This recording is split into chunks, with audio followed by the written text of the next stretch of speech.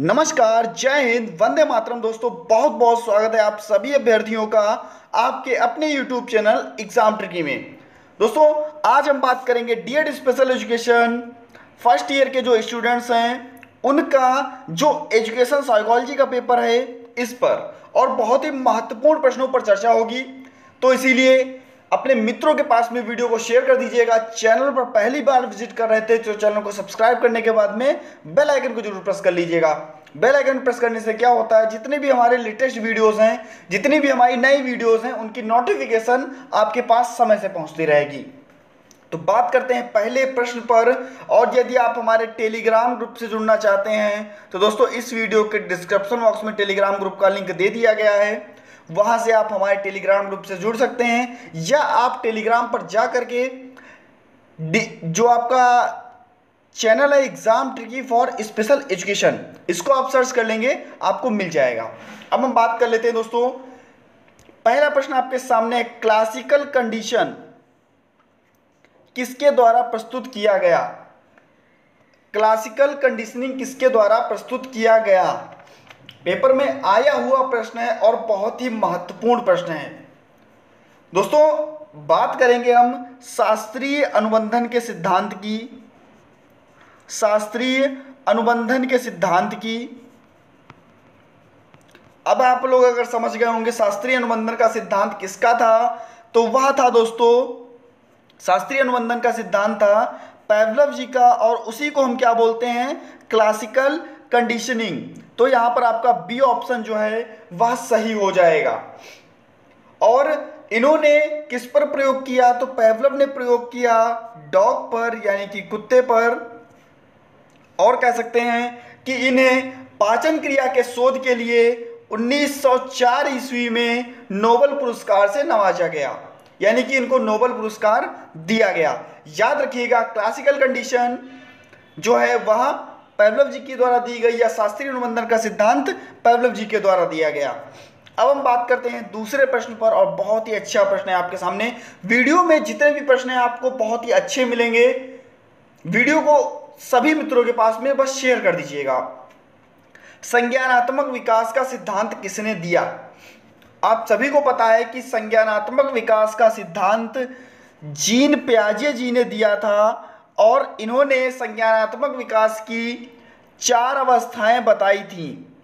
पहली अवस्था थी संवेदी पेशीगामक अवस्था। क्या दोस्तों? संवेदीय या पेशीगामक अवस्था, जिसका जो कार्यकाल था, इसका कार्यकाल था 0 से 2 वर्ष का। नेक्स्ट दोस्तों बताया गया था कि पूर्व संक्रियात्मक अवस्था। क्या बताई गई?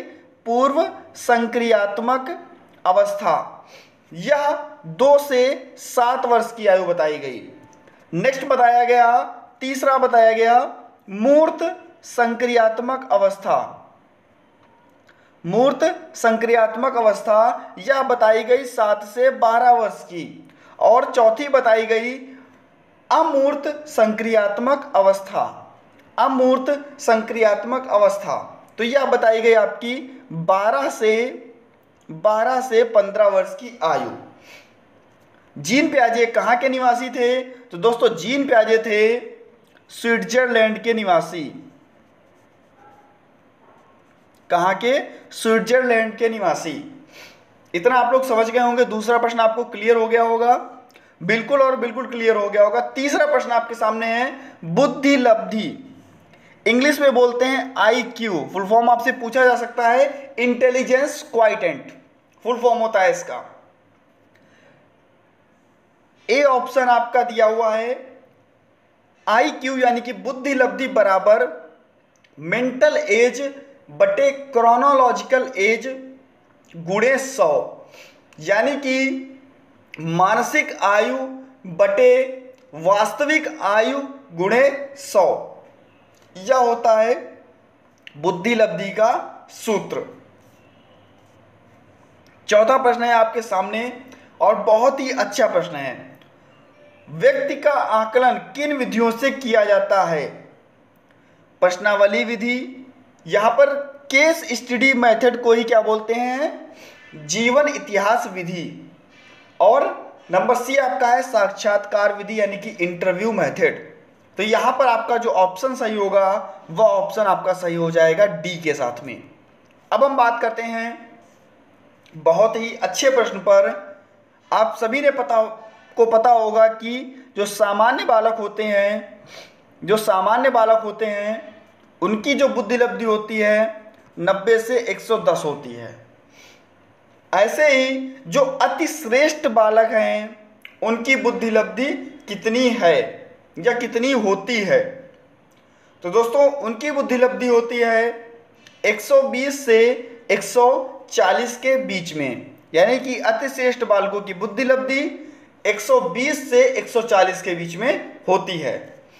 अब हम बात कर लेते हैं एरिक एरिक्सन जी को, और जिन्होंने क्या दिया था, मनोसामाजिक विकास का सिद्धांत। आपसे 5 नंबर में पूछ सकता है कि मनोसामाजिक विकास के सिद्धांत को बताइए। आपको 5 नंबर में सिद्धांत लिखना होगा और उसकी 8 अवस्थाएं जो हैं वो लिखनी होगी। तो ये आपको पता होना चाहिए कि मनोसामाजिक विकास का सिद्धांत एरिक एरिक्सन जी ने दिया था। किसने दिया दोस्तों? एरिक एरिक्सन जी ने। याद रखिएगा, एरिक एरिक्सन जी ने मनोसामाजिक विकास का सिद्धांत दिया, और जहां पर जिस सिद्धांत में इन्होंने 8 प्रकार की अवस्थाएं बताई। अब हम बात करते हैं नेक्स्ट क्वेश्चन पर। कहा गया है कि ई.एल. थॉर्नडाइक ने बुद्धि के कितने प्रकार बताए? ई.एल. थॉर्नडाइक ने बुद्धि के 3 प्रकार बताए। पहला प्रकार बताया मूर्त बुद्धि, दूसरा अमूर्त बुद्धि, और तीसरा सामाजिक बुद्धि। तो ये 3 प्रकार बताए, और याद रखिएगा पेपर में पूछा गया प्रश्न है और काफ़ी बार पूछा गया प्रश्न है। मतलब अच्छा प्रश्न की जो अच्छे प्रश्न होते हैं उनकी श्रेणी में इसको रखा जाता है। अब हम आगे बढ़ते हैं और नेक्स्ट क्वेश्चन आपके सामने है, जो कि कहा गया गार्डनर ने बुद्धि का कौन सा सिद्धांत दिया? बहुत ही अच्छा प्रश्न है। गार्डनर ने बुद्धि का कौन सा सिद्धांत दिया? द्विकारक सिद्धांत, बहुकारक सिद्धांत, या एक बुद्धि का सिद्धांत, या इनमें से कोई नहीं? तो दोस्तों गार्डनर ने बहुबुद्धि का सिद्धांत दिया, अर्थात यहां पर आपका बी ऑप्शन सही हो जाएगा। गार्डनर जी का पूरा नाम क्या था? हावर्ड गार्डनर, याद रखिएगा। अब हम बात करते हैं नेक्स्ट क्वेश्चन पर, और नेक्स्ट आपके सामने है WISC। WISC इसका पूर्ण रूप क्या है? तो दोस्तों इसका पूर्ण रूप है आपके सामने, बी ऑप्शन सही होगा, वेसलर एडल्ट इंटेलिजेंस स्केल। और लास्ट क्वेश्चन है इस वीडियो का, कौशल व्यवहार के प्रकार हैं। यानी कि आप सभी को पता है कि समस्या व्यवहार के अंतर्गत 2 व्यवहार आते हैं। एक आपका आता है कौशल व्यवहार और दूसरा आपका आता है समस्यात्मक व्यवहार। तो दोस्तों स्किल बिहेवियर की बात हो रही है, और दूसरा क्या होता है इंग्लिश में? Problem behaviour. यहां पर हम बात कर रहे हैं स्किल बिहेवियर की। तो स्किल बिहेवियर के अंतर्गत आपका दैनिक जीवन के क्रियाकलाप भी आएंगे, अंक व समय का ज्ञान भी आएगा, भाषा का ज्ञान भी आएगा, अर्थात यहां पर आपका डी ऑप्शन सही हो जाएगा।